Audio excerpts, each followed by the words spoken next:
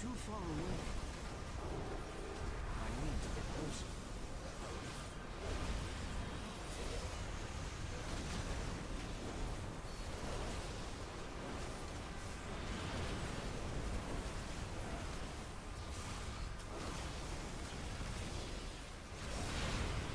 It's too far away.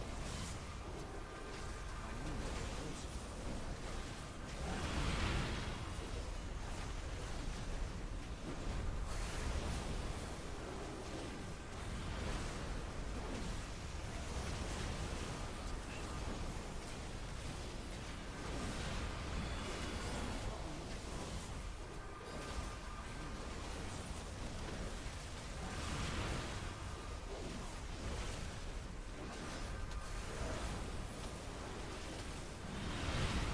I'm out of range.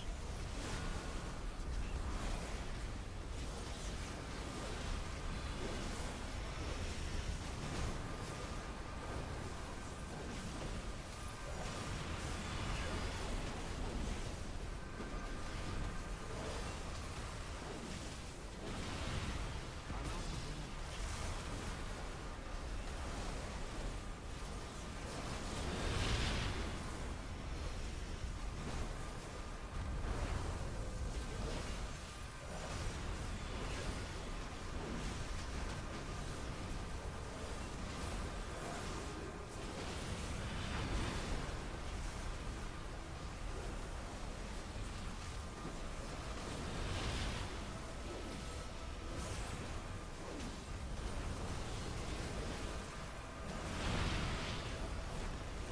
It's too far away.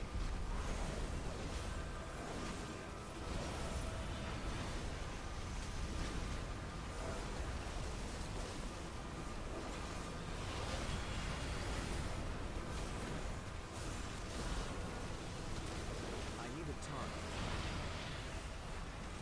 It's too far away.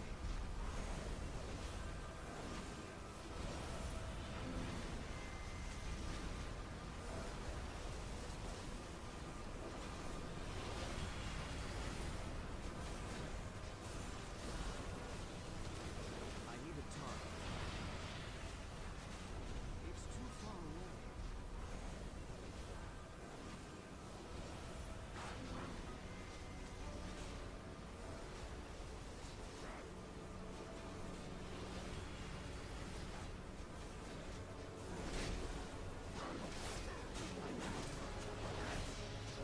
It's too far away. It's too far away.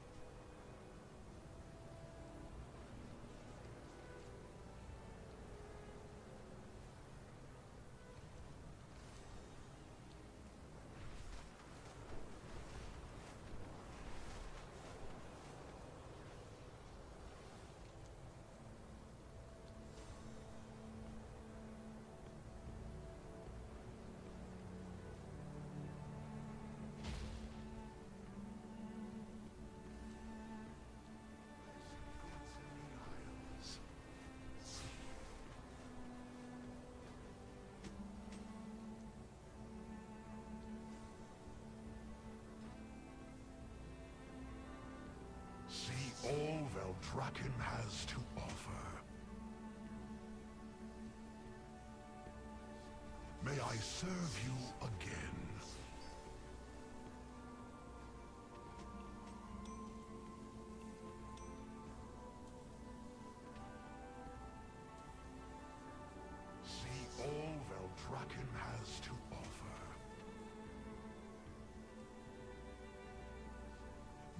serve you again?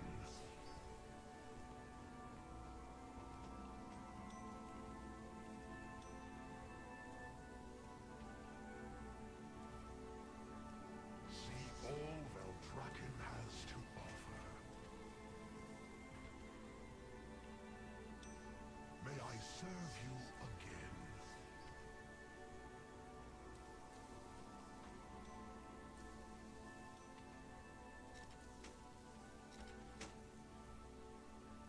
See all Veldraken has to offer.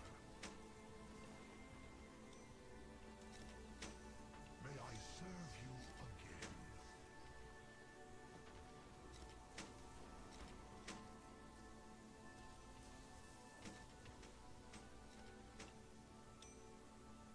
See all Veldraken has to offer. May I serve you again?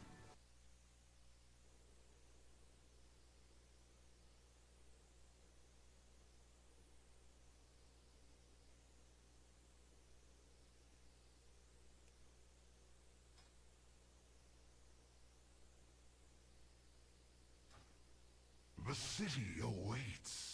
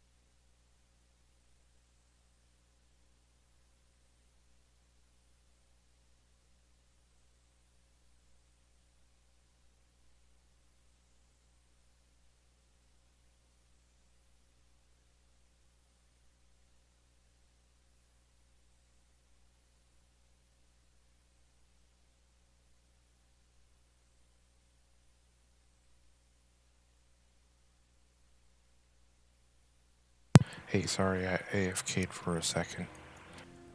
I was just making toast. I have to go get it still.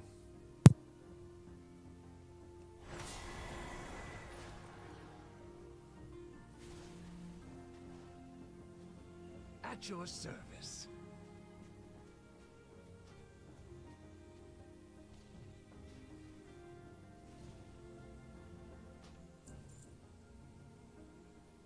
My wares are always available.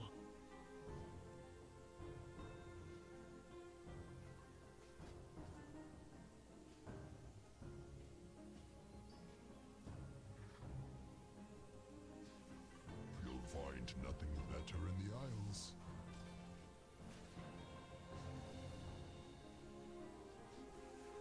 You'll find no better in the city. Valdrakken qualities.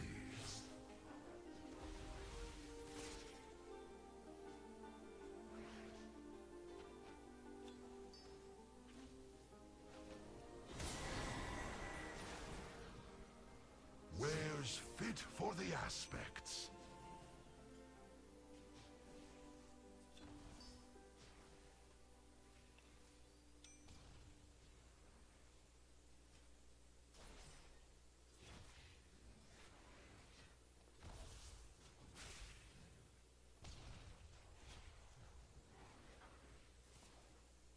Return soon.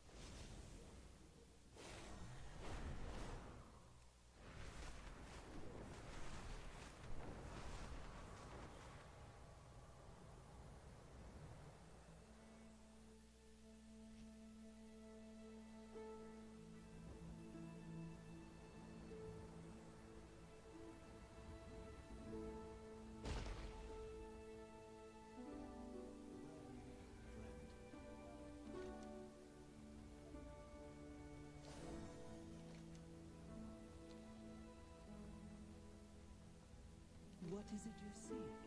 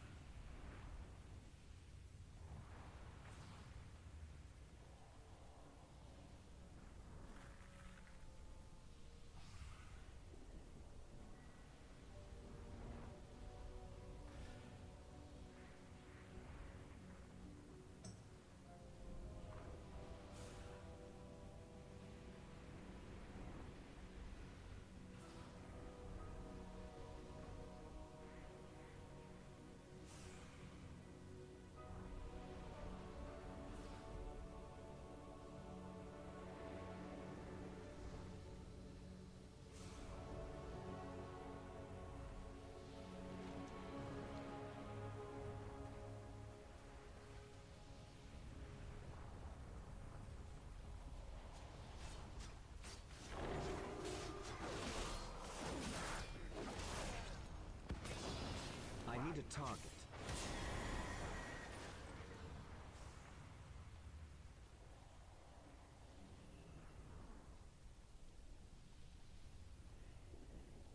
I need to get closer.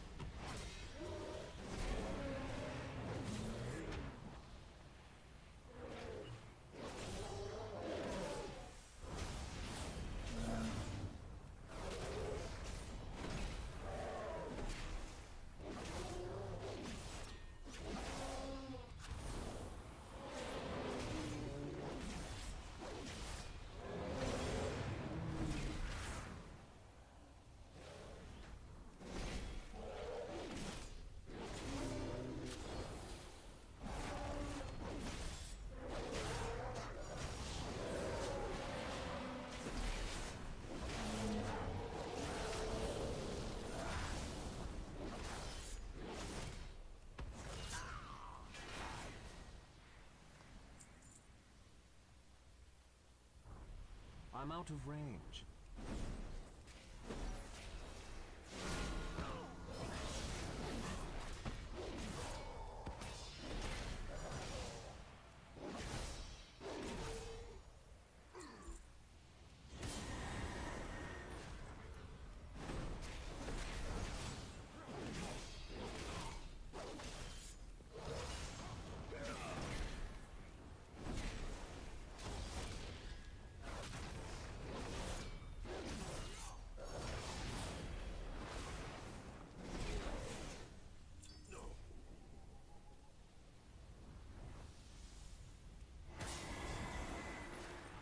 I don't have a target.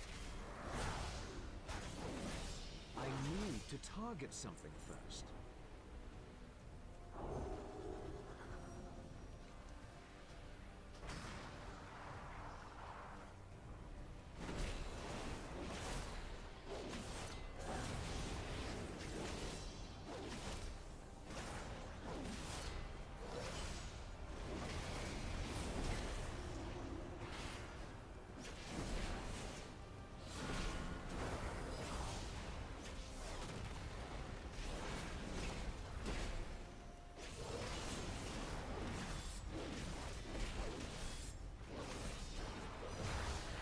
I need a target.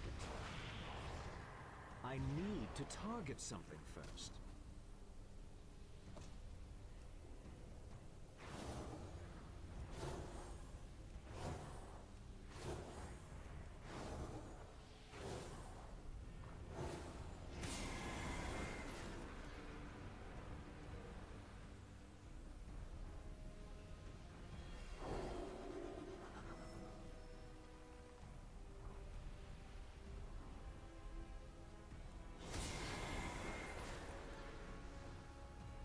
It's too far away.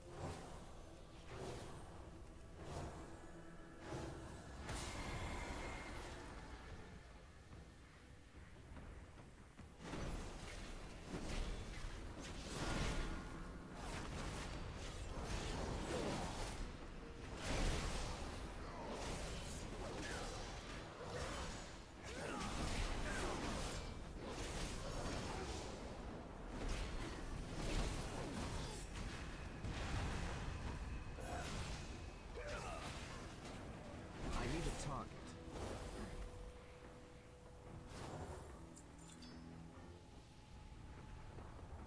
I'm out of range.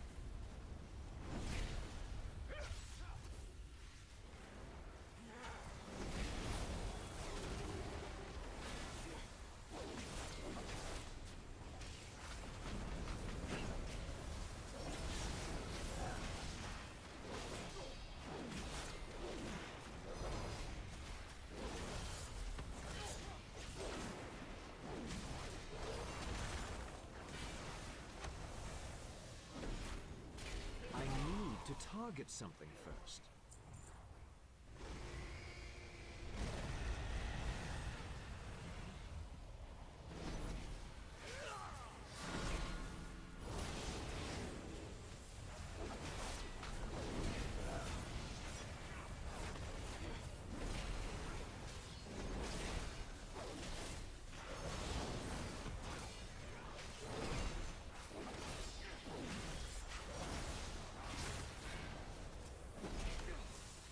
I don't have a target. I need to get closer.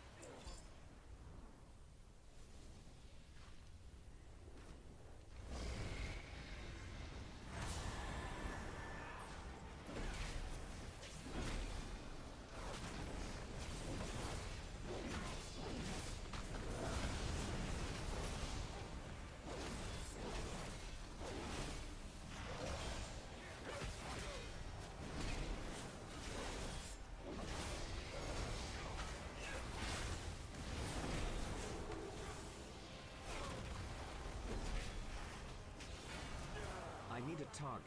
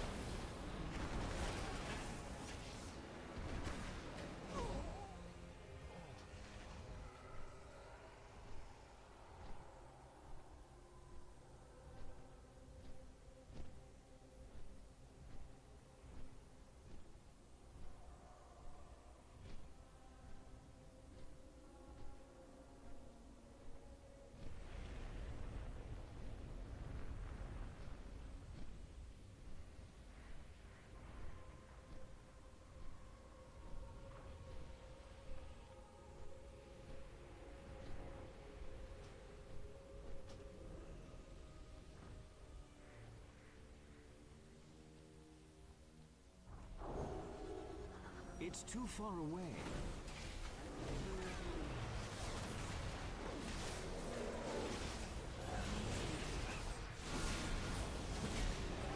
I don't have a target.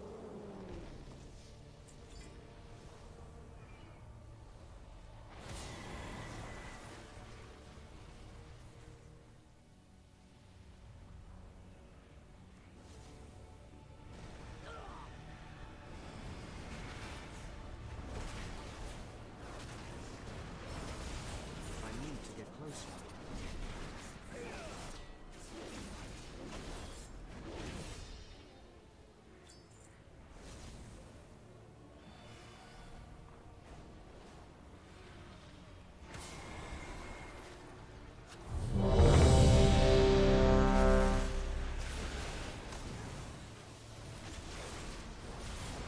I need a target.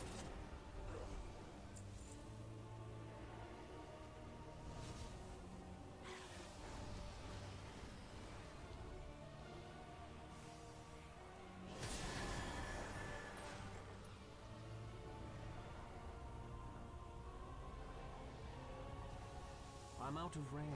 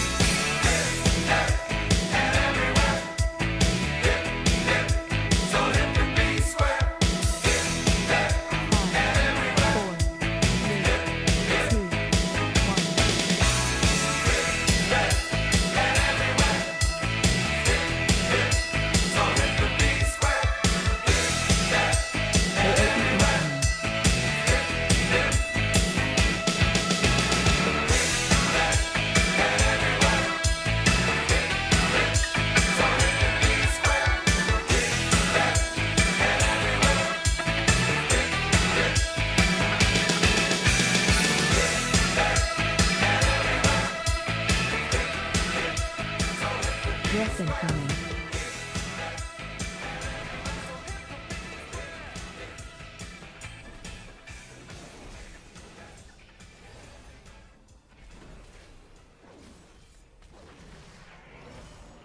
AOE incoming. Breath incoming.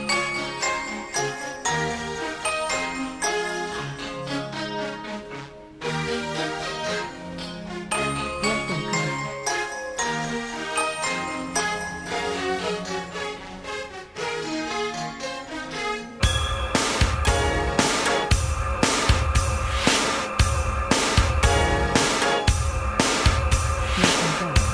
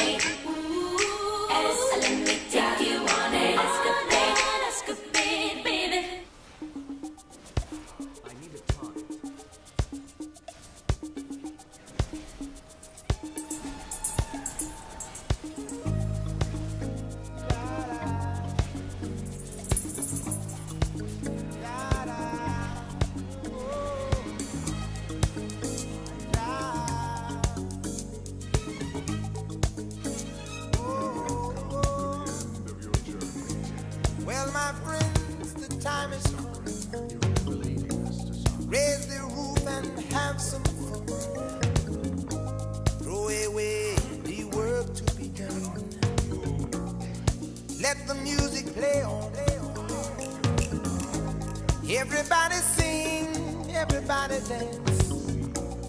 Lose yourself in wild romance. We're going to party, caramba, fiesta, forever. Come on and sing along. We're going to party, caramba, fiesta, forever. Come on and sing along. All night long, all night. All night long, all night, all night long, all night, all night long. Oh yeah. People dancing all in the street. See the rhythm all in their feet. Life is good, wild and sweet. Let the music play on, play on, play on. Feel it in your heart and feel it in your soul. Let the music take control. We're going to party, climbing, fiesta, forever. Come on and sing along. We're going to party, climbing, fiesta, forever. Come on and sing my song. All night long. Oh, all night long. Yes, all night long. Yeah, all night long. Run. Yeah, once you get started, you can't sit down. Come join the fun, it's a merry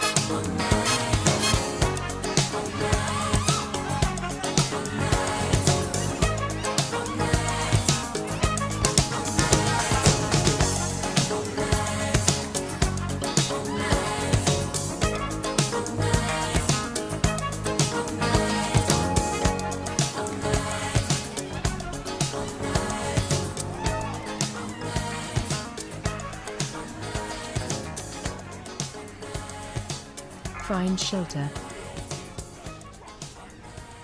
Find shelter. The hungering abyss opens.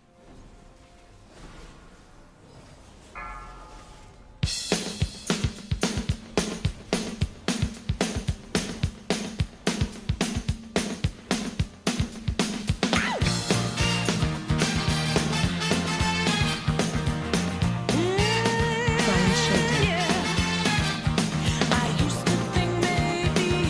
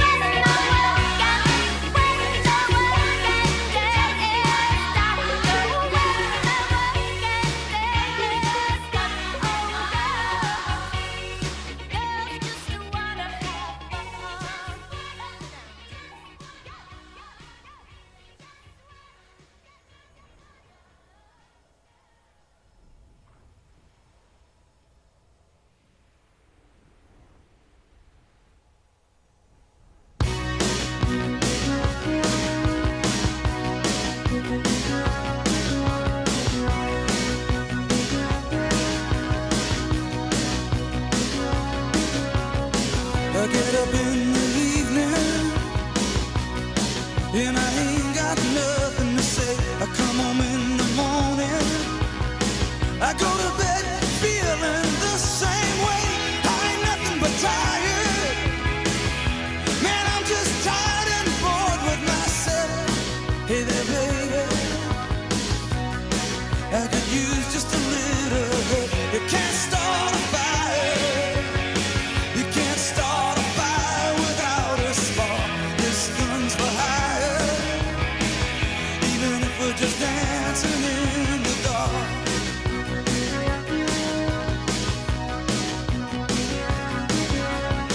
Messages keep getting clearer. Radio's on and I'm moving round the place. I check my look in the mirror. Wanna change my clothes, my hair, my face, and I ain't getting nowhere. I'm just living in a dump like this. There's something happening somewhere. Baby, I just know that this. You can't start a fire. You can't start a fire without a spark. This gun's for hire, even if we're just dancing in the dark.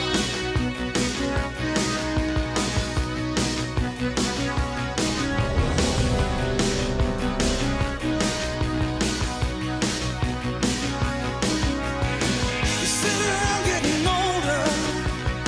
There's a joke, yes, a while, and it's on me. I shake this world off my shoulders. Come on, baby, the laugh's on me. Stay on the streets of this town, and they'll be carving you up alright. You say you gotta stay hungry. Hey, baby, I'm just a fast star tonight. I'm dying for some action. I'm sitting around here trying to write this book. I need a love reaction. Come on, baby, give me just one look. You can't start a fire, sitting around crying over a broken heart. This gun's for hire, even if we're just dancing in the dark. You can't start a fire, worrying about your little world falling apart. This gun's for hire, even if we're just dancing in the dark. Even if we're just dancing in the dark. Even if we're just dancing in the dark. Even if we're just dancing in the dark.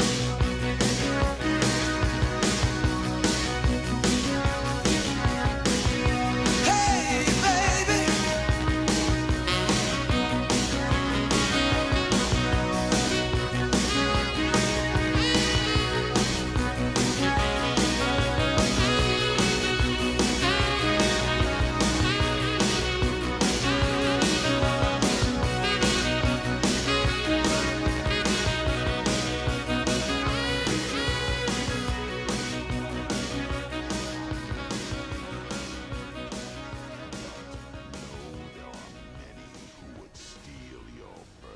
Even now, Jarden forces use the chaos to launch an assault. I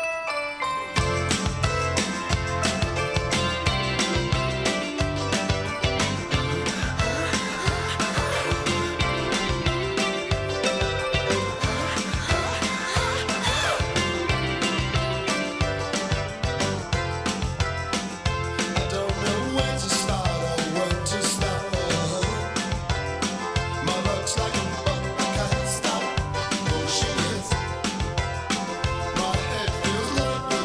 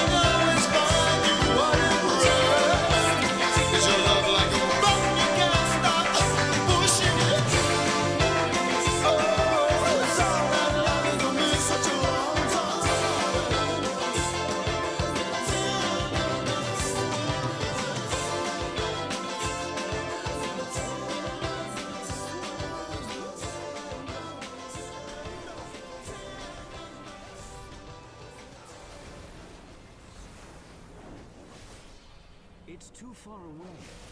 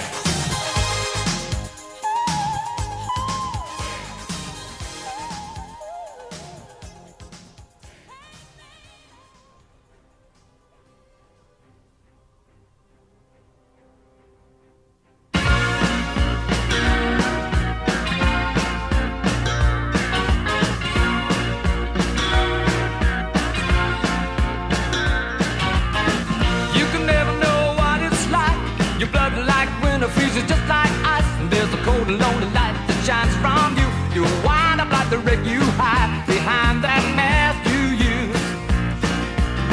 And did you think this fool could never win?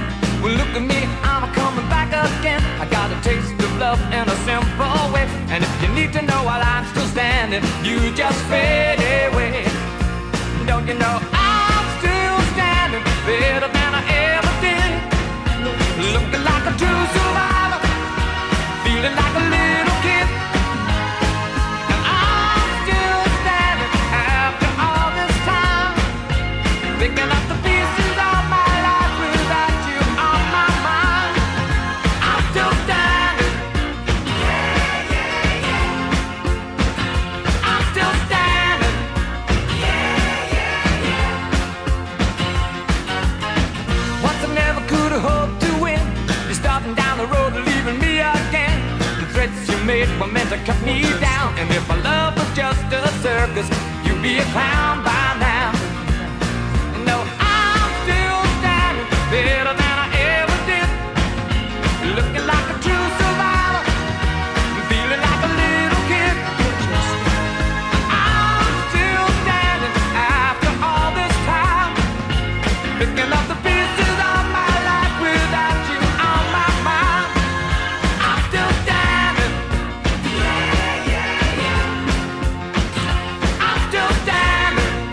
Yeah, yeah, yeah.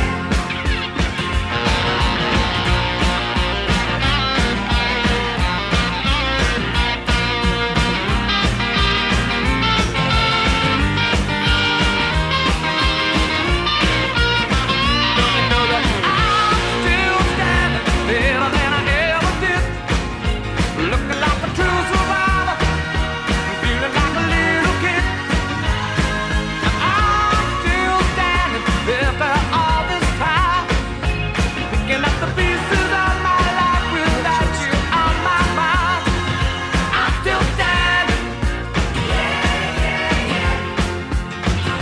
I'm still standing. Yeah, yeah, yeah. I'm still standing. Yeah, yeah, yeah. I'm still standing. Yeah, yeah, yeah. I'm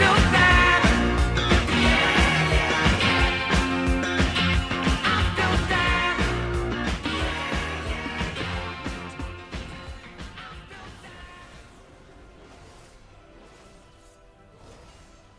Watch your step.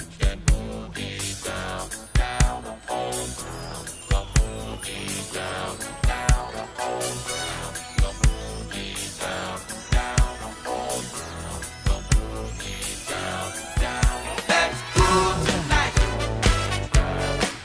Share the spice of life. Venus lights tonight. We gonna groove tonight.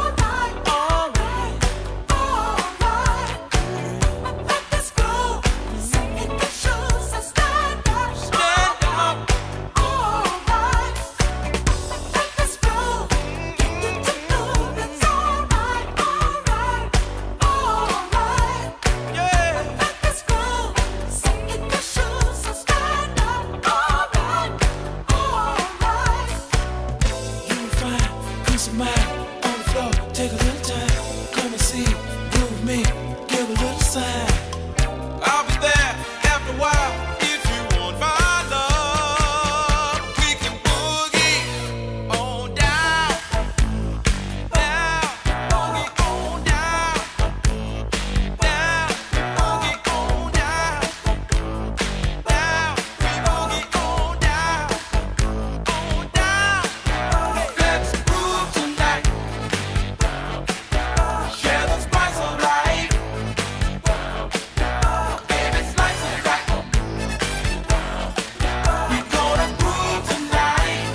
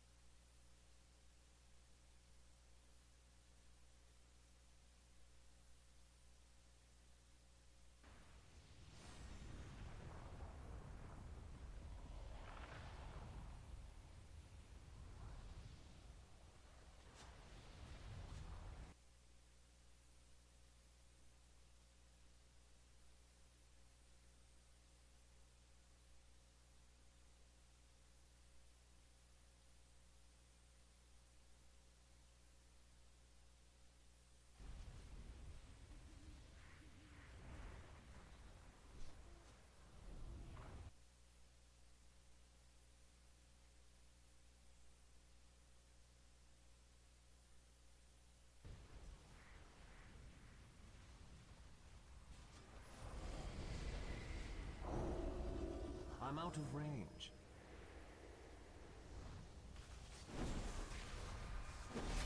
I don't have a target.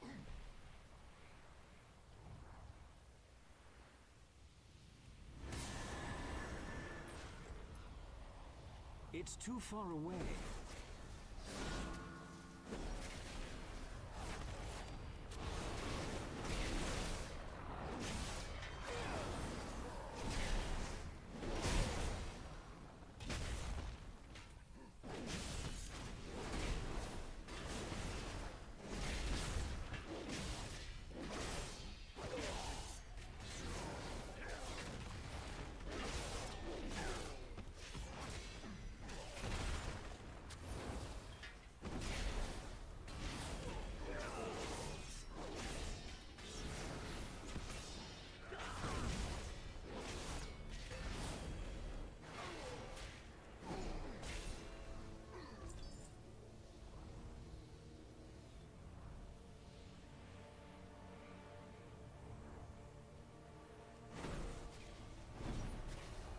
I need to get closer.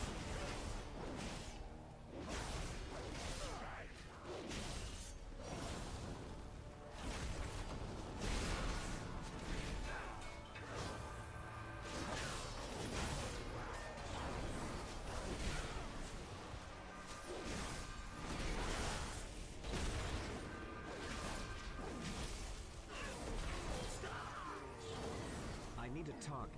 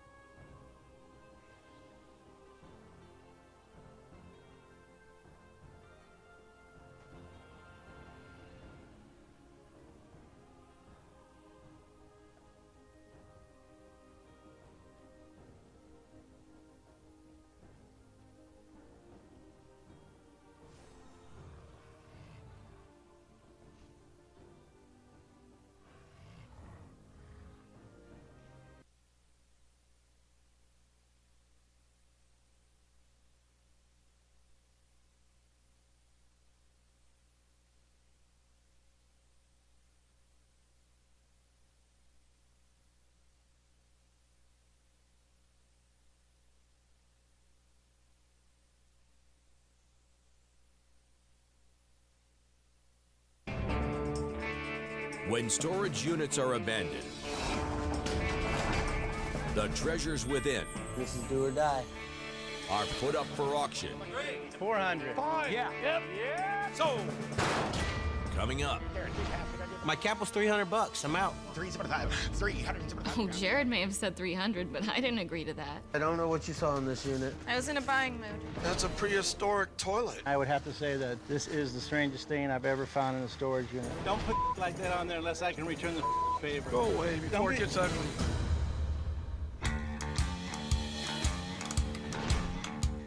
This is the wow factor. I'm not intimidated by any buyers. Cash is king. Winner takes all. You don't know what you're going to encounter. Let's go, let's go, let's go! Money owns this town. Money owns this town. Yeah, you know what I'm talking about. Money owns this town.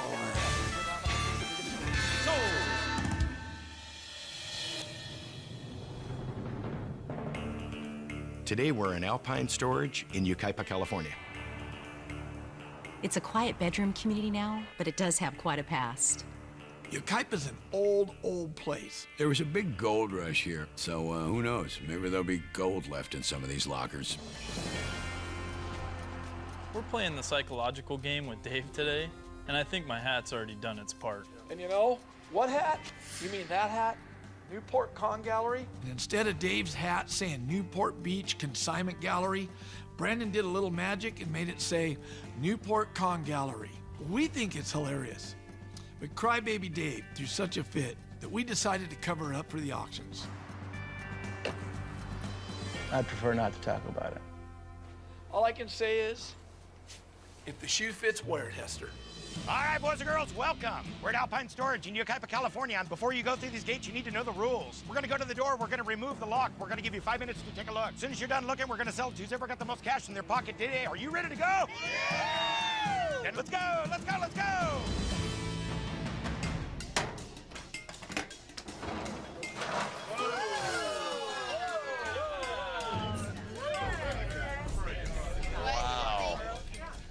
There's a piece of antique furniture right there. Almost looks like it's a little Victorian Eastlake, but I think it's actually later than that. I think I'm going to participate. I see a couch, I see some paintings, but what I'm really interested in is that antique desk.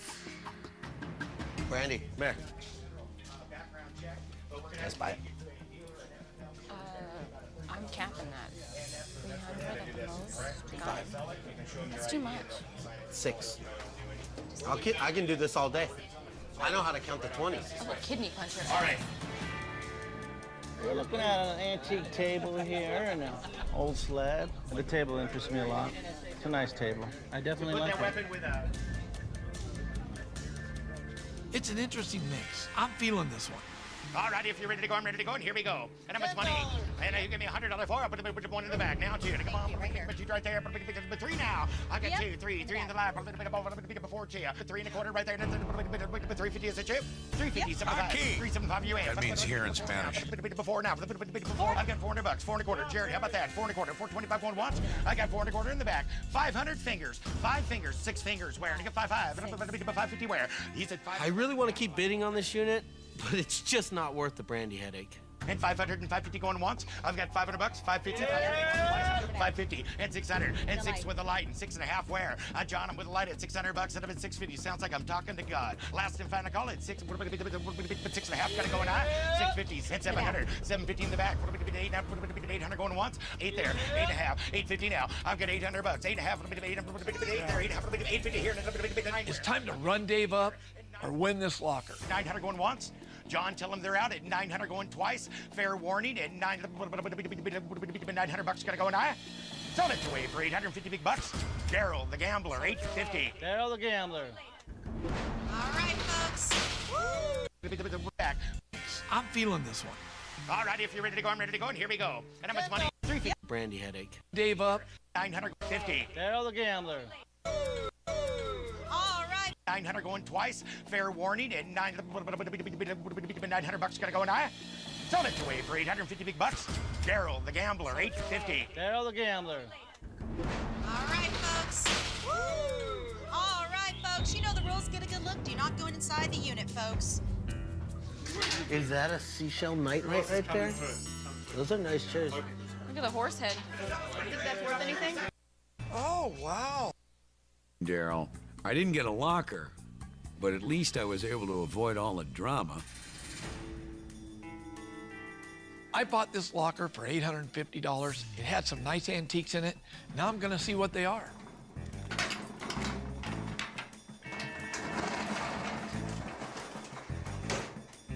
This looks like a little old, Oh, it pops up. Oh, wow. Look at that. Is it what? Is that like a outhouse or? Yeah, that's a prehistoric toilet. That's actually an indoor potty or something, isn't it? No, no, you don't understand. Well, I wouldn't be putting my hand right No, there. smell the wood. That's all right. That's how you tell by the wood. I guarantee you they weren't thinking about big guys like me when they made that thing. What's in here? I don't know. Check it out. Football uniform. Remember, I collect jock straps, so if you see an old jock strap in there. Oh, yeah, this is Kaiser Slaughtern. You remember that guy? Wow. Isn't that a repo? Reproduction? No, that's the real deal. I'm Really? looking at like 1950s. So is it? Do you think this is worth anything, or? This is about $100. The little toilet's about $250. But what's real exciting is this old desk. Let's get this out into the light. This is real petite, so I'm thinking maybe this is more of a lady's desk or something like that that's sub for a vanity and a desk. Well, you know, I'm thinking that this thing's gonna be a good $350 cleaned up. You know, with the couch, that's gonna bring 2.5. That chair's better than it looks too. Very nice. I got to buy a locker with some profit, and I got to mess with Hester's head. That's what I call a win-win.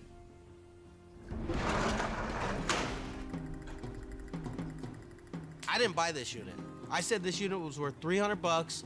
Brandy went ahead and spent $475 on it. I hope she knows what she's doing. This'll sell for sure. You think so? Yeah, you can't find these anymore.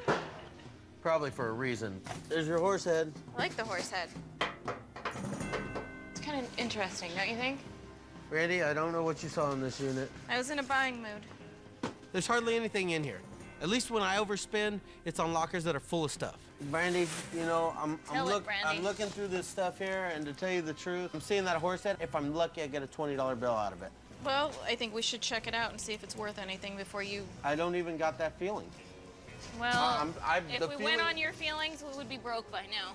I think somebody made this in their backyard. Jared isn't listening to me at all. Between him and that head, we got the whole horse here. I don't see anything, I don't see any markings or anything that would lead me to believe this is worth anything. I think that you have nothing. I'm taking it to get it appraised. It's not even worth much as scrap. Where are you going? I'm taking it to get it appraised. Do you want me to just clean up this mess for you? Yep, you clean that up. I'll see you later. Yeah, no problem. Don't worry, I'll just do the hard work. Hey. I bought this locker to prove a point that I don't let people push me around. Now I'm going to see if there's a profit in here. Let's see what we can find up here. We'll see exactly what that is. It's a map. The frame's not very old at all. I'm not seeing a lot of profit here, but there is a lot of bins in the back. I need to keep digging. People's clothes. These are clothes and a lot of books. Old basket in here. This could be some kind of musical instrument or something in here. So this should be some kind of... Oh.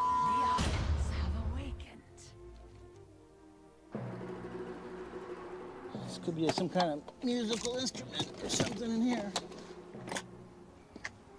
So this should be some kind of... Oh.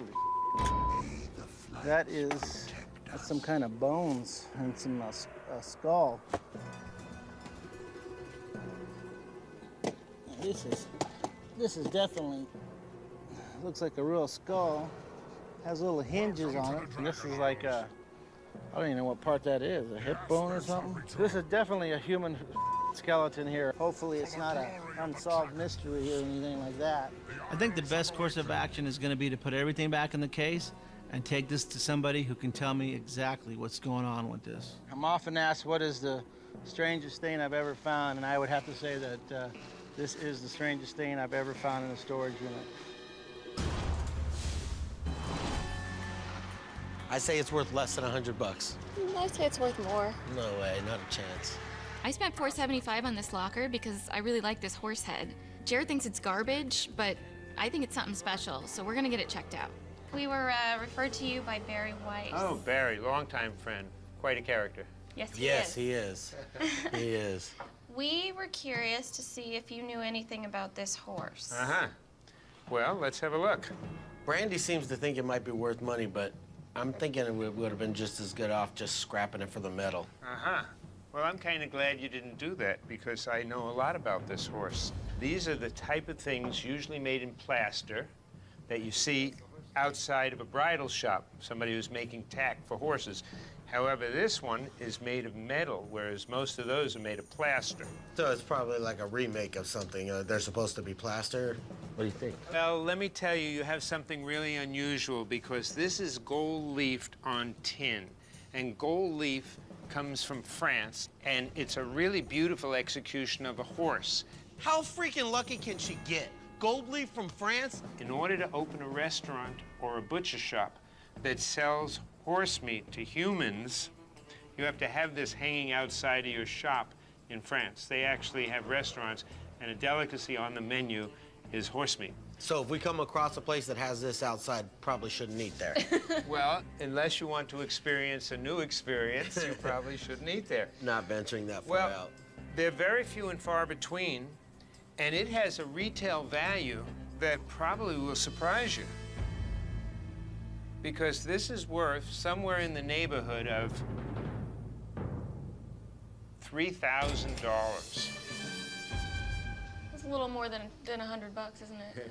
I think you owe me lunch. Whatever you want off the dollar menu. Pretty sure. It's all you. How about this? Can I have cheese on my burger? I'm actually offering it to buy it from you. Really? I'm offering you $2,000 for it. If you like the money, take it. If you feel you can do better, I understand. Sell it? Well, you were gonna scrap it. Look at me. Take the money. I'll give you $5. I bought that unit for $475. Yeah, I'll take the money. I always take the money. Nice deal. You both will be happy. Thank you I'm so treating you much. right, and what you want to do is the next time you find something great, give me a call. Glad we're making money. Money's good. But now Brandy's gonna think she knows everything, and that's a problem. I can't stop smiling because. I mean, since I pretty much win all the time, you gotta get your one in there.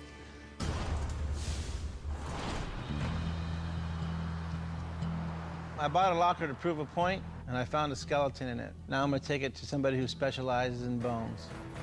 Tell me a little bit about this. Wow, this is beautiful. And it's just in perfect shape. How would I know that this wasn't just some person that didn't like his wife or and just kind of made a nice little box to put her in? The first thing to look for is if it's brown and dirty, because bone's real porous. And if it's a body that's been dug up, being so porous, it's gonna collect dirt. This is, to me, obviously professionally cleaned. And another thing that you look for is the hardware on it. This is nylon string. Usually people who have dismembered a body do not take the time to put nylon string through every bone. It's really hard to do, first of all. And second of all, you know, they got other things on their mind, I would think. Now that I found out that this is not a murder victim, I want to know what this pile of bones is worth. The skull is almost intact, and it's missing 4 teeth in the mandible. I would probably sell this skull for about $700. Then we'll go to the next most valuable piece, the hand. I would probably sell that for $300. $300 for a hand. Now this hand's a little bit bigger, so does that mean it's worth more money? That's a foot. Okay. No, nobody wants feet. The next most valuable piece would be the femur. Everybody wants a femur. I'd probably sell this for about $90. Vertebrae I sell for $20 a piece. Ribs I sell for $10. Half a pelvis is almost worthless. The full pelvis would have been great. You got clavicle, fibula, your humors. All these I'd probably give you $20 each. I like what I hear. This turned out to be a very lucrative skeleton. So Dave, retail, this would be like about $1,670. You know, one man's bones pays another man's bills. I bought this locker to prove a point, and now I'm making money. It's gonna take more than a stupid hat to throw me off my game. Nice to meet you. Thank you. My pleasure. It's been a pleasure and an education. Brandy and Jared were the big winners of Yucaipa, with their chairs and horse head bringing in a profit of nearly $2,000. Dave Hester's Bones and Bins brought him over $500. Daryl Sheets finished $300 ahead on his locker of antiques, and Barry Weiss went home empty-handed and drama-free. And now for some horseplay. Okay, What happened? Not enough horsepower? hold your horses. That's all I got. That's my standby for today. Go up that way. This way? Go fast. I'm trying. Ride like the wind. Go, go, go, go. Oh, you couldn't do it. You ain't jockeying my horse. Knock out the horseplay.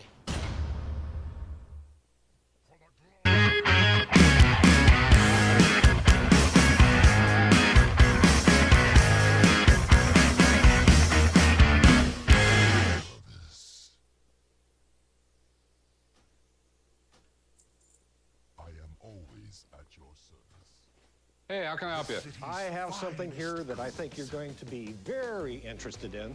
This is Nikola Tesla's very first prototype motor, built in 1887. That's really, really cool. What is Tesla?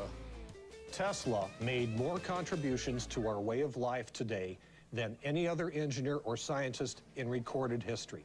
I decided to come here today to the pawn shop to see if they would be interested in buying my Tesla prototype motor. This motor should be worth $1 million. In today's economy, I am trying to sell this motor for $250,000. How did you find this?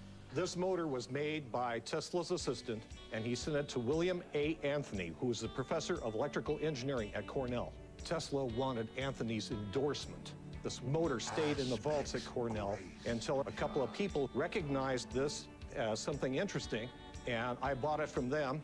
Tesla was probably the smartest man of the 19th century. He basically invented the electricity we use in homes. He invented alternating current. That's right. If this is actually Tesla's first motor, it's like finding the lost ark for technology buffs. It would also mean it's worth an incredible amount of cash. Depending on which of these switches you closed first or second, the rotor would rotate this way or rotate this way, which is the basis of all alternating current motors. What's that mean? Okay. Before this, they had direct current, like battery power.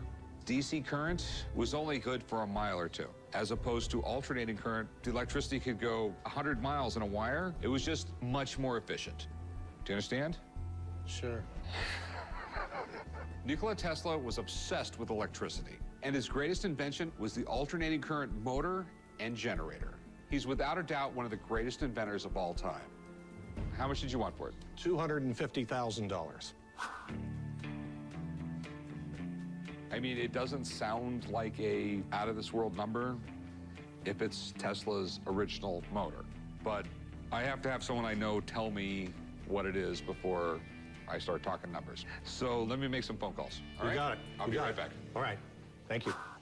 I am totally convinced that this is the original. If they want to bring in an expert to verify it or whatever, I'm happy with that. That's fine.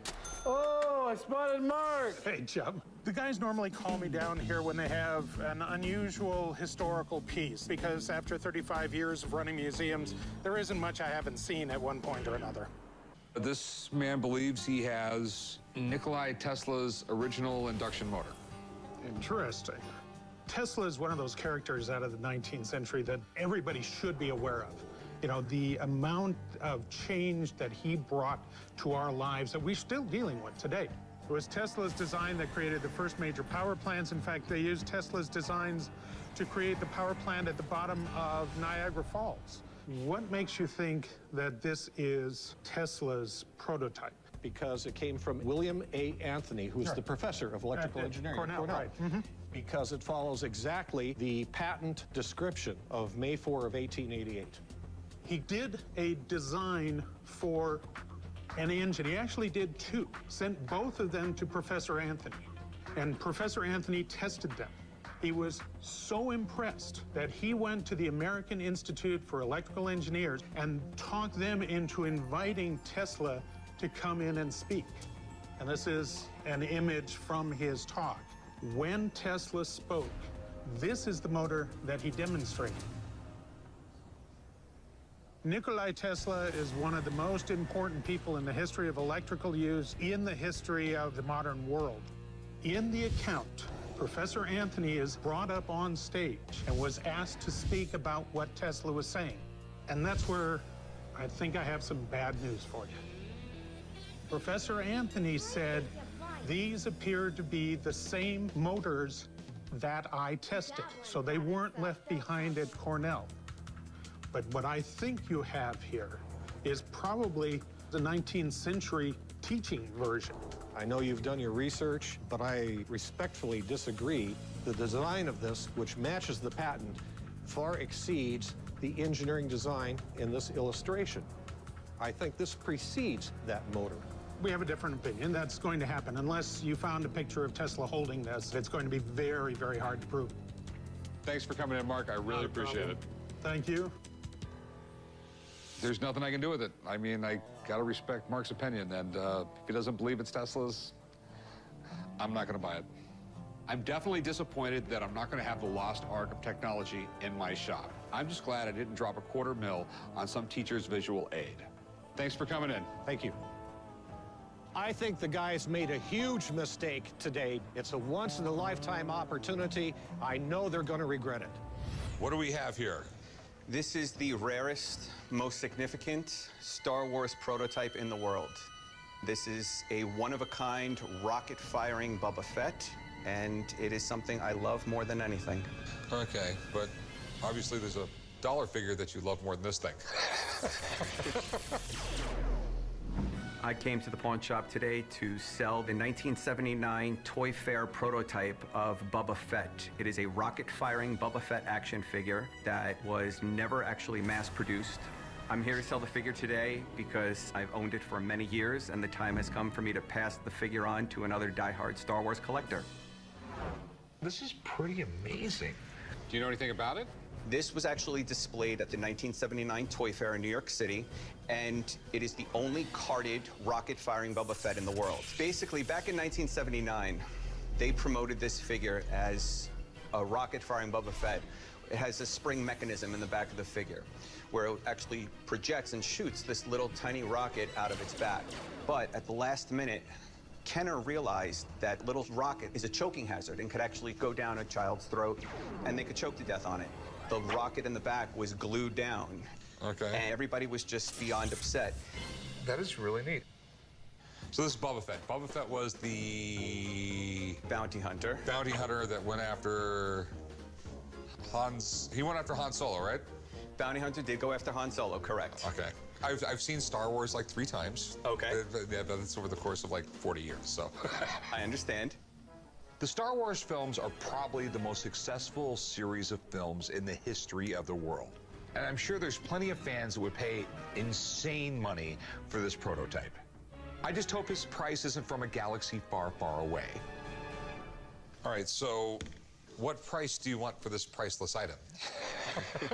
I am asking $150,000 firm. Okay.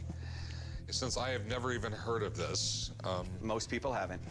Let me call my Star Wars nerd, okay? I would love to meet him.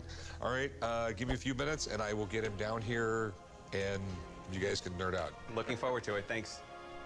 I'm always interested in hearing another expert's opinion on Star Wars collectibles, and I would love to hear what, this expert has to say.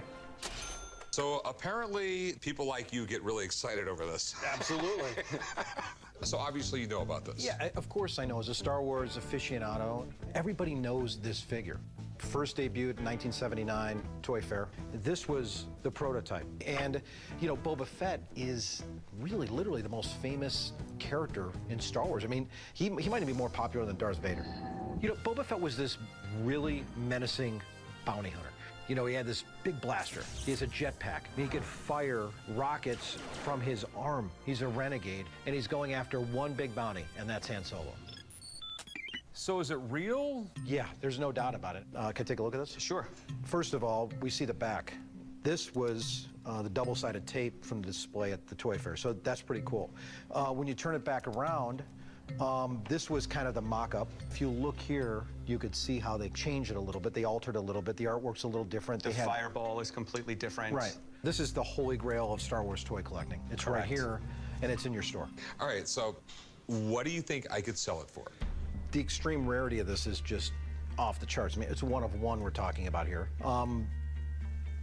Minimal $125,000. Okay, thank you. No problem. Since you're in the market today, I've got some stuff that you might be interested in.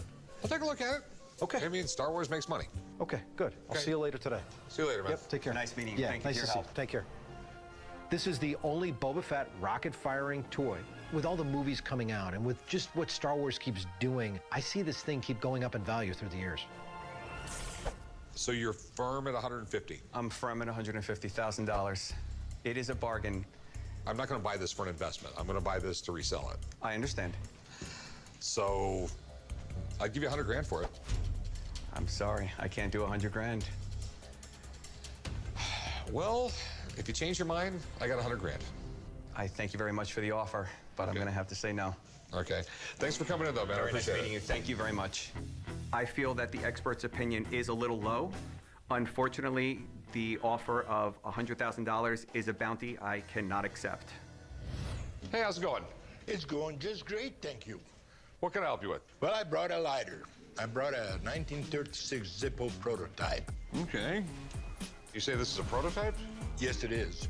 I'm not wearing my glasses. You want to borrow mine? I collect both pocket and table lighters. I found these lighters about 5 years ago at an antique show.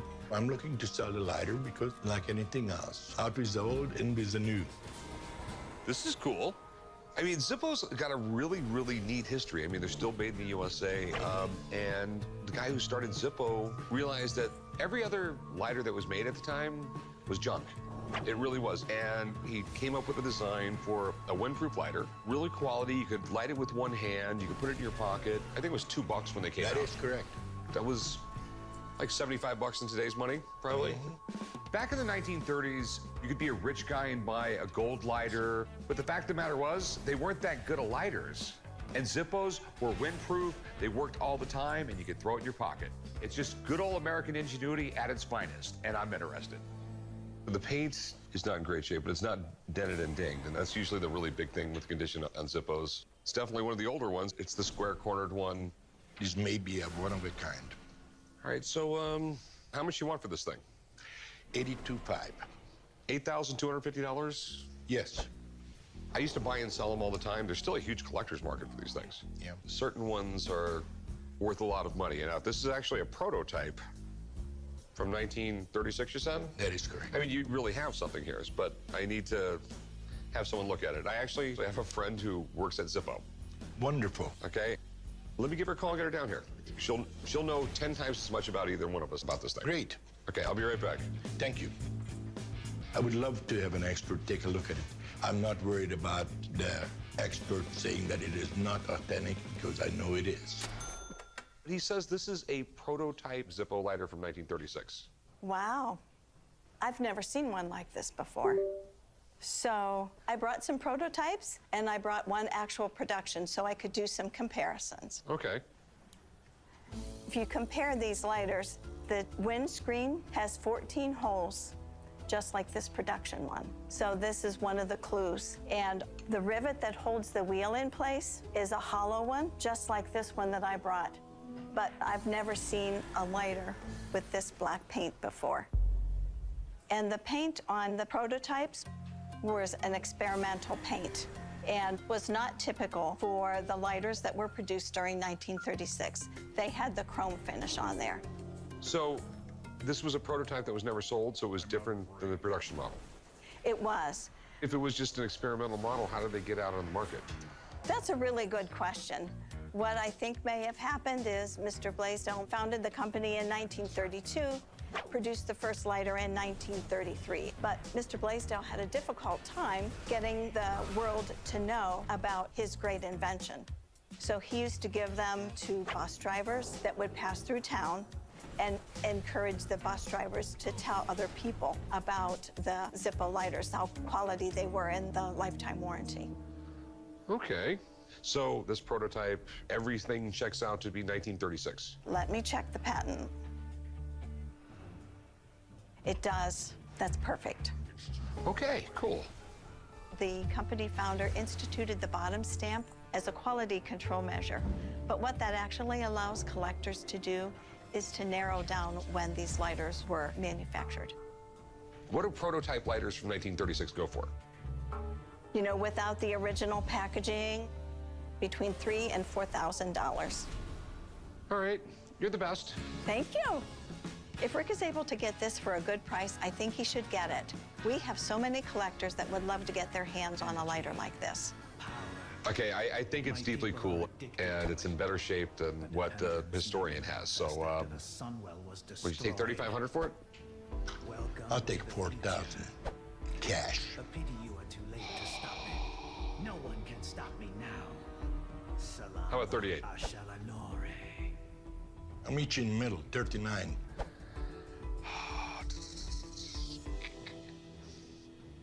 I might be crazy, but you got a deal. All right. Okay, cool. Let's. I'll meet you right over there. We'll do some paperwork. You got it. My dad carried one of those in his pocket for probably 40 years. It is a fair price. I know that he has to be able to resell it for a reasonable profit, and that's what happens with commerce. What we got here? Brought some old sneakers in for you. Awesome. Jordans? Let's see these bad boys. No, that's Roberto Clemente? Yes. These are cool. I like these.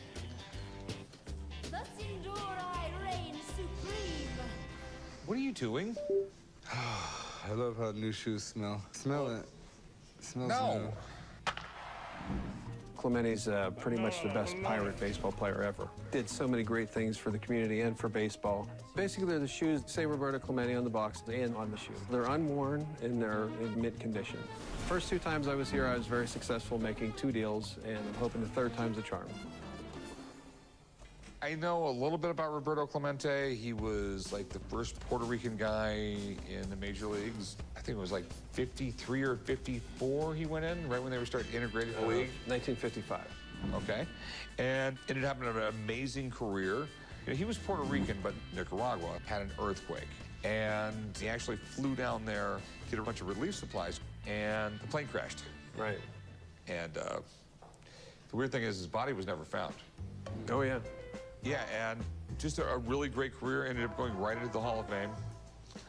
And the shoes, I know nothing about. I heard that they were prototypes. I mean, he died, so they figured who's gonna buy his shoes. Roberto Clemente was the pride of Puerto Rico. And if these really were the prototype, I know there's a buyer out there for them. There's one thing in this world that I have learned from Chumlee, and that is there's a market for sneakers. You're the one who knows everything about shoes. Yeah, I'd never seen them before. These are pretty cool. They got some nice little leather going on in here. It's real bad quality, though. The stitching's not even the same. You could tell they were just samples. I think they're bitchin'. I like them. They're obviously brand new. They don't look like they've ever been worn. Now, I'm assuming you want to sell these? What do you want to do? Well, I'd like to sell them, but my biggest thing was they're prototypes. And every shoe that I've seen, they come in blue, they come in red. And this is the only pair that I know of in Pittsburgh Pirates yellow. Well, they're not yellow. They're more like orange.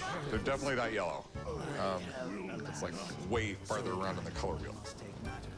How much you want for them? Air Jordan prototypes sell for $100,000 on the internet. No, I didn't ask you what Air Jordans sell for. Well, How much do you want for these I was thinking that a fair price would be $2,500 would be fair. Okay, I have no idea. I got a buddy of mine. Okay. I call him in a lot when I deal with expensive sports stuff. Sure. Maybe he can get a clue on what these things are worth. Okay. Hang out for a little bit, have an intellectual conversation with this young man, and I will be right back. What's up, dude? Oh, you do that? Bam. That's fine. No kidding, man. These are awesome. I mean, these are 1972 Roberto Clemente. I mean, Hall of Famer, hero, MVP, All-Star. Clemente was all those things. Apparently he was in the fashion industry as well. Well, this is really cool because, you know, obviously shoes took off in the 80s with the Air Jordans, and these are 1972, endorsed by Clemente. These were way ahead of their time. Did he pass away in 71 or 72? He passed away after the season in 72. Plane was overweight, apparently, and it crashed into the ocean, although his body was never found. I mean, it was a tragic day for baseball. Roberto Clemente is quite possibly one of the most beloved and best outfielders ever to play baseball. You know, he played 18 seasons for the Pittsburgh Pirates, won 2 World Series championships, plus he was the first Latin American ever to be enshrined into the Hall of Fame. First of all, these look in like brand new condition, and also we had the original box. Yeah. I mean, that's just, it's amazing. The soles, everything with the facsimile signature, the number 21. And these are exceedingly rare. Okay. What the hell are they worth? Well, I mean, pretty much anything that touches Roberto Clemente's body is going to have tens of thousands of dollars of values, like jerseys and bats. Now, obviously, these were never worn by Clemente, but they're just as rare as some of his, you know, items. Top condition with the box and everything, you're looking at about $1,200, $1,500 for these. Okay. He was wanting a little bit more. Yeah, don't we all? All right, well, thanks, man. You got it. These sneakers are only around for about 1 year. They discontinued them for some reason after Clemente passed away. Had they continued to produce them, I think they really would have done well in the market. What's your bottom dollar on them? You're gonna laugh, but my bottom dollar is exactly what he said, $1,200. They might be one of a kind, but there are thousands and thousands of one-of-a-kind things out there in the world. Like, it'd be like $700 for them. Right, see, I would be definitely taking a loss, and to trade something like this for something so common as money, I really wouldn't want to do that. So common as money? If you think about it, money is super common, and these are super uncommon. Well, I'll tell you what, I'll go $800. That's my top dollar where I feel comfortable buying. Right. To me, maybe I'm the right owner for these shoes. To me, they're worth more than that. Okay. Well, if you change your mind, if your wife makes you sell them or anything. All right. Have a good day, man. All right, thank you. I appreciate it. I didn't make a deal this time, but I got perseverance on my side, so I'll definitely be back. What in the world is this? These are 2 prototype pictures from the Haunted Mansion at Disneyland. Weren't we stranded in a haunted house once for a while? Our chair was stuck? I think that was Mr. Toad's Wild Ride. I'm here today at the pawn shop to try and sell my Disneyland Haunted Mansion prototype pictures. I picked up these prototypes at a estate sale for a gentleman who worked for Disney many years. I'm hoping to sell the men in quicksand for $150 and the woman sitting on the tombstone for $200. These are amazing. The Haunted Mansion, it was like everything Disney, it was just way over the top. They had the animatronics in it, the absolutely amazing special effects in it. Everybody kind of got freaked out at the end when there was a ghost sitting in a chair next to you.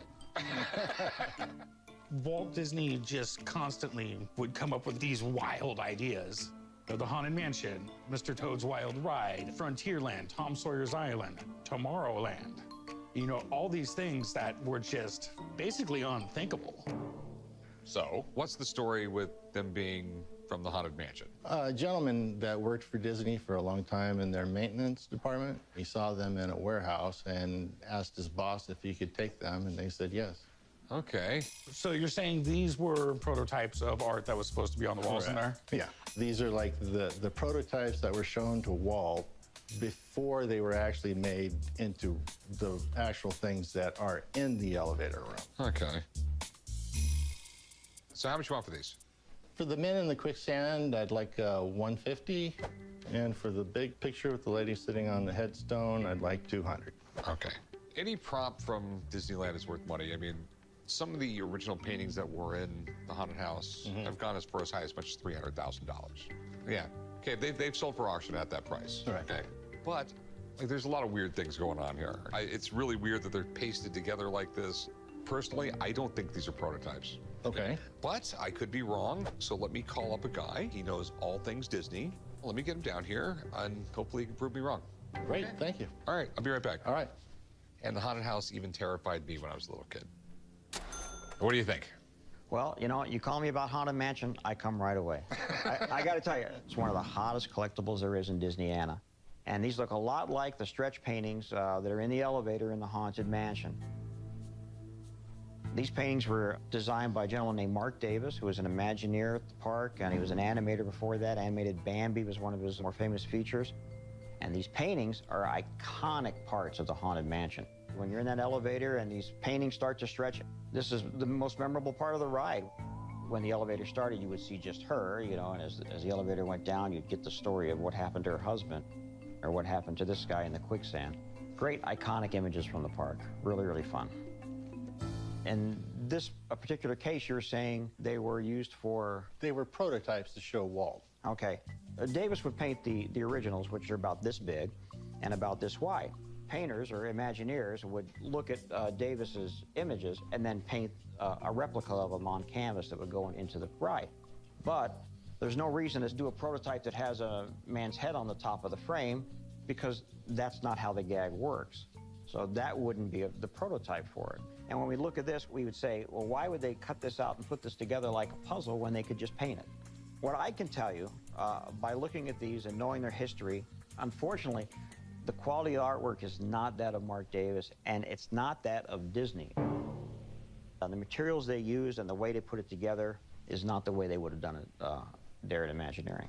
My guess with something like this, and the reason it would be in a Disney warehouse, maybe these were a decoration for a party, maybe these were used at some sort of event there at the park and then just put into storage. So I'm assuming it's not worth anything?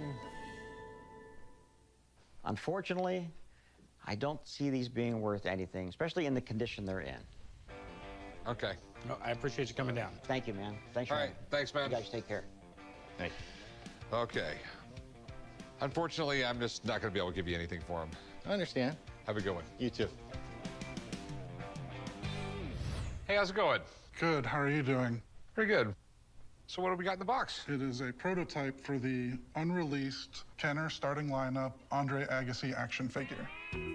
Okay. There was actual tennis action figures? They never came out. Okay. But it's Andre Agassi. I mean, we have a lot in common. Sure. In the 80s, we both had hair. Oh, sure. I'm here today at the pawn shop to try to sell my prototype Andre Agassi action figure. This figure is one of two known to exist. These were supposed to be destroyed after Kenner failed to lock down the license very close to production. And I found this in the basement of an ex-Kenner employee.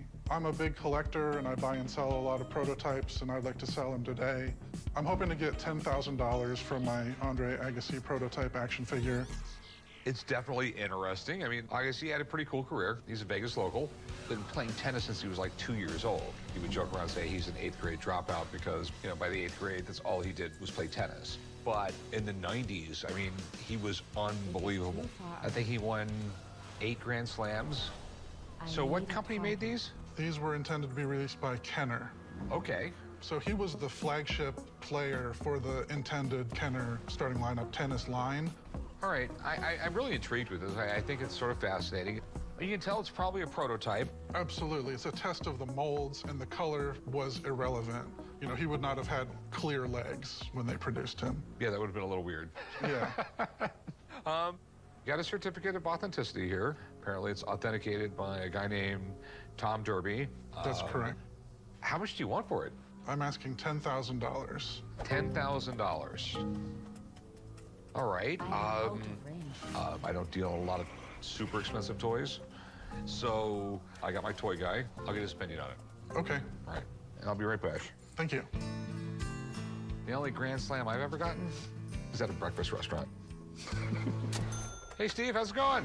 Hey, Rick, what's going on? Hello. How you doing, man? Like I told you on the phone, we have a action figure that's half Andre Agassi, half Invisible Man.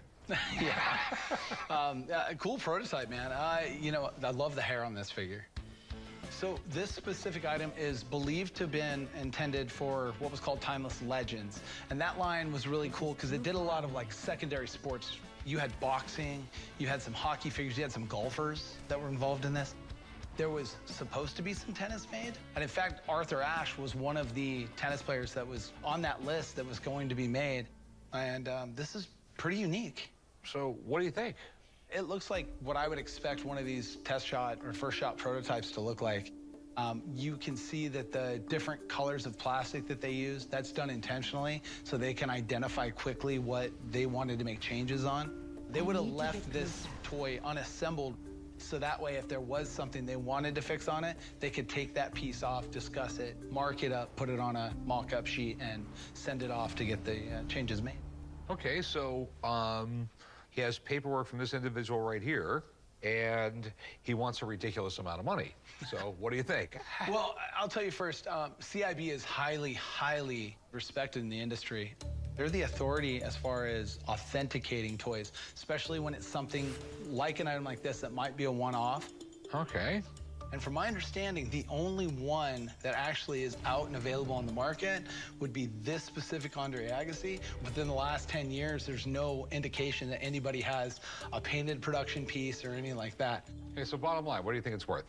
It's hard to really assign a solid market for this because it's really the only one that exists. We can only compare it to other items that are like it. And based on that, $1,200 is what I'd look to get for it. A lot lower than what I was asking. Okay. Thanks, Matt. Appreciate it. Yeah, no problem. Good luck with it. Thank you.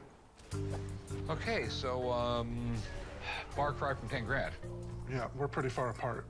So my big time offer is $600. Yeah, I don't think I could do that today. Okay. I mean, what is your best price? Yeah, I've seen other starting lineup prototypes sell for $4,000 and $5,000. I would want to get $3,000 minimum. So we're pretty far apart. Yeah, we're way too far apart. All right, if you change your mind, come back and see me. Cool, thank you.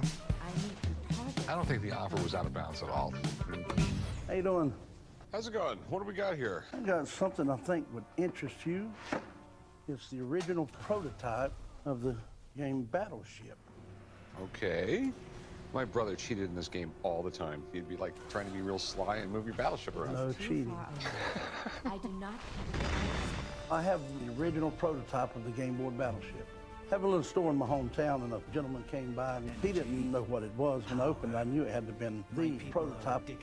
I was hoping to get $10,000. I find it interesting. Board games are cool. Battleship was a really big thing. I mean, I had a Battleship game I got in probably the early 70s. The hardest one to find was the tugboat because that was just like 2 holes. Right, 2 holes, yeah.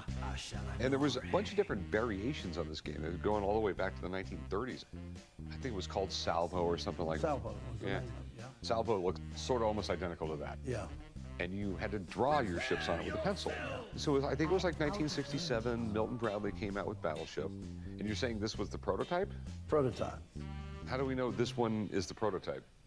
All the paperwork is here, and I have pictures. Okay. This is a return letter from Parker Brothers. So basically it's a rejection letter. Some rudimentary instructions, and we have like a drawing of this. How much do you want for this thing? I'm asking $10,000 for it. It's interesting. There's a really big market for them. I've never really had a prototype, but here's my issue. Board games were huge in the 50s and the 60s. We were talking these game companies probably got 100 submissions a day for different board games. Right. This is one of them. I think this was some guy who came up with a game really similar to Salvo, called it Sea Hunt, and he was trying to sell it to game companies and he didn't succeed. Basically, what you have here is a board game that a guy made in the 50s that was never sold. I do not think it's the prototype, and wouldn't be interested. Okay. All right, but thanks for coming in. Yep. I'm sorry I sunk your battleship. Have a good one. You too. I'm going to do some more research and try to sell it online.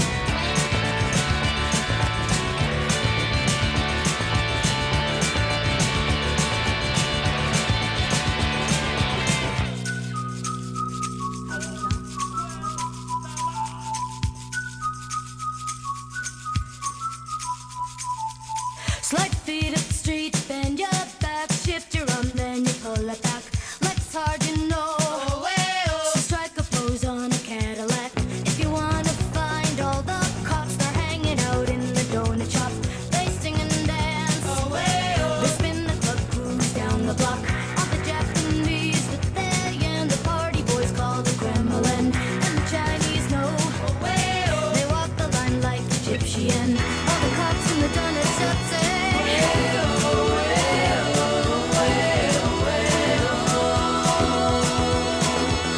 walk like an Egyptian, walk like an Egyptian.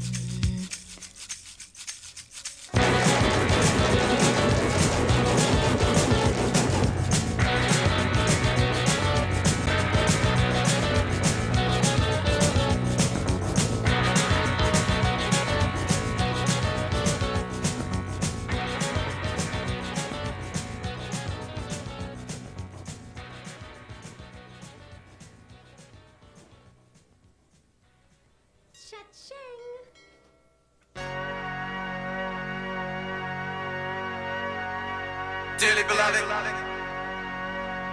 we are gathered here today to get through this thing called life. In the elevator lasts brings forever, that's a mighty long time. All right, it's about getting late. Go to bed now.